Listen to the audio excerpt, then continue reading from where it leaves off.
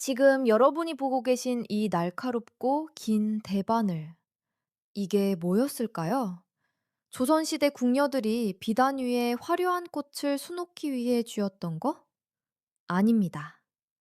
해가 지고 칠흑 같은 어둠이 이곳 낙산자락을 덮을 때, 골목 깊숙한 초가집 안에서 여인들은 이 바늘을 자신의 살 속으로 깊숙이 밀어 넣어야 했습니다.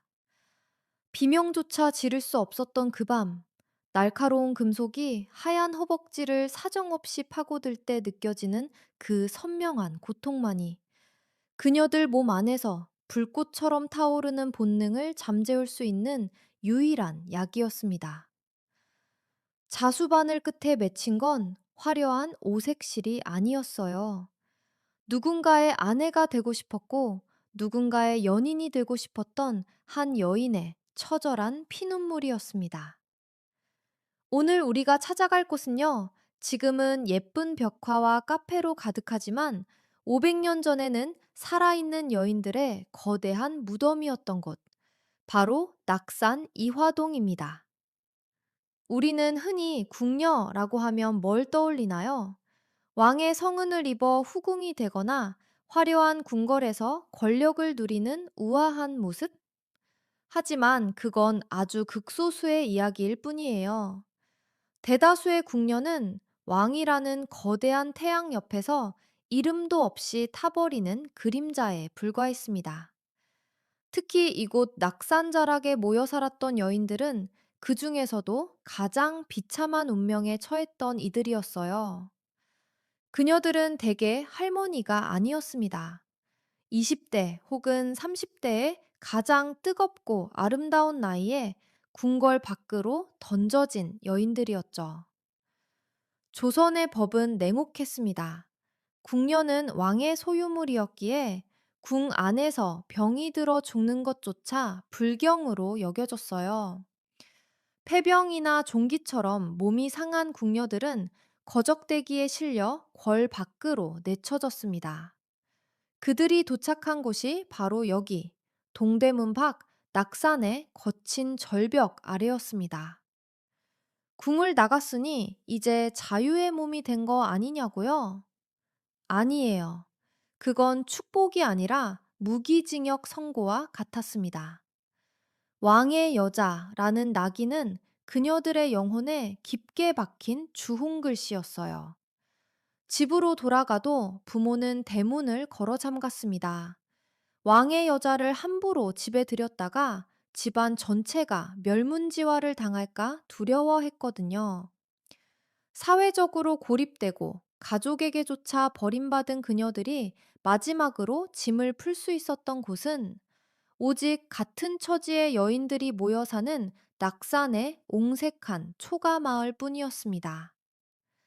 이곳에서 그녀들은 낮에는 살아남기 위해 처절한 노동을 견뎌야 했어요. 화려한 자수옷을 입고 왕의 시중을 들던 고운 손은 이제 낙산 아래 차가운 개울가에서 남의 집 빨래를 하며 피멍이 들고 갈라졌습니다. 방금 전까지 임금의 용포를 다듬던 손이 이제는 이름 모를 사내에 때 묻은 옷을 비벼 빨며 생명의 불씨를 이어갔던 거죠. 그러나 육체적인 고통보다 더 잔인한 건 해가 진 뒤에 찾아오는 지독한 외로움이었습니다. 20살, 30살, 젊은 여인들이 한 작은 방에 서너 명씩 모여 앉아 있으면 배고픔보다 추위보다 더 무서운 것이 있었어요. 그건 몸이 원하는 가장 근본적인 갈증이었죠. 법적으로 그녀들은 여전히 왕의 여자였어요. 다른 남자와 눈을 맞추기만 해도 정말로 정을 통하다 걸리면 그 즉시 사형. 서슬퍼런 시대였어요. 왕은 수천 명의 궁녀를 거느리며 권력을 즐겼지만 이곳 낙산으로 쫓겨난 여인들은 살아 있으면서도 정조라는 이름의 감옥에 갇혀 있어야 했습니다. 밤마다 부는 바람 소리가 마치 남자의 거친 숨결처럼 들렸을 거예요. 창호지에 비치는 나무 그림자가 흔들릴 때마다 가슴이 요동치고 몸이 저릿저릿 달아올랐겠죠. 궁궐 안에서도 제대로 된 사랑 한번 받아보지 못한 채 버려진 그녀들. 20살 피가 끓는 나이에 남자의 손길 한번 제대로 느껴보지 못한 채 평생을 금욕으로 채워야 했던 그 절망. 그럴 때 그녀들이 꺼내든 게 바로 그 끔찍한 대바늘이었어요. 자수를 놓는 척하며 방 안에서 몰래 허벅지 안쪽을 찔렀죠.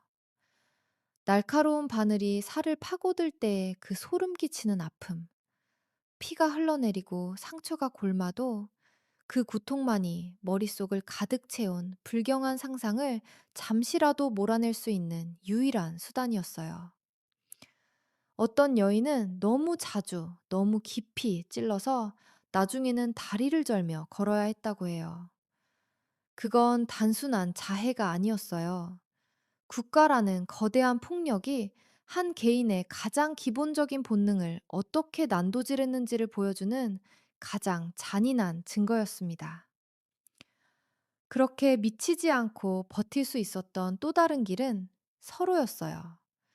같은 처지의 여인들끼리 어두운 방 안에서 서로의 손을 꼭 잡고 몸을 맞대고 왕이 결코 주지 않았던, 줄 수도 없었던 그 따뜻한 인간의 온기를 나누었죠. 그건 선정적인 유희가 아니었어요.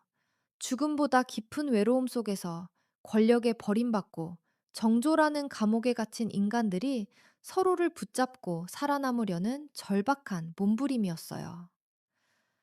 역사에서는 이걸 대면이라 부르며 금기시했죠. 발각되면 둘 다 죽임을 당할 수 있었어요. 그럼에도 그녀들은 조심스럽게 서로의 숨결을 느끼며 서로의 체온을 나누며 그 지옥 같은 밤을 견뎌냈어요. 한 여인이 다른 여인의 등을 쓰다듬으며 조금만 더 버티자 하고 속삭였을 그 순간들. 그건 사랑이었을 수도 있고 그저 인간으로서의 마지막 위로였을 수도 있어요. 하지만 그들에게는 그게 전부였죠. 낙산의 노을은 유독 붉기로 유명해요. 지금도 이화동에 가면 저녁 무렵의 하늘이 정말 아름답게 물들죠. 사람들은 그저 예쁘다고만 하지만 역사의 뒷면을 아는 사람들에게 그 붉은 빛은 여인들이 흘린 피눈물처럼 보여요. 바늘에 찔린 허벅지에서 흘러내린 피, 억눌린 욕망 때문에 삼킨 눈물, 그 모든 게 낙산의 노을에 스며 있는 것 같아요. 평생 한 남자만을 바라보며 살아야 한다는 가혹한 굴레.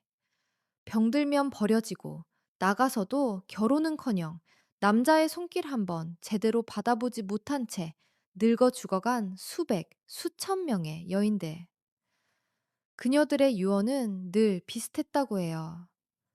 다음 생에는 왕의 여자가 아닌 그저 평범한 사내의 아내로 태어나고 싶다. 꽃다운 나이에 남자의 품에 안겨보고 내 아이를 낳아 젖을 먹여보는 그런 평범한 행복을 한 번만 느껴보고 싶다. 지금 우리가 걷고 있는 이 예쁜 계단, 사진 찍기 좋은 담장, 카페가 즐비한 골목, 그 아래엔 그녀들의 피땀과 한숨이 스며 있어요. 우리가 무심코 밟고 지나가는 이 길은 그녀들이 무거운 빨래 바구니를 이고 오르내리던 고통의 통로였어요. 벽화 뒤에 숨겨진 초가집터에는 그녀들이 밤마다 바늘로 제 몸을 찔러야 했던 절망의 방이 있었죠. 낙산의 여인들은 오늘날 우리에게 묻고 있어요. 권력이라는 이름으로 인간의 가장 기본적인 욕망을 억누르고 짓밟는 것이 얼마나 잔인한 일인지를요.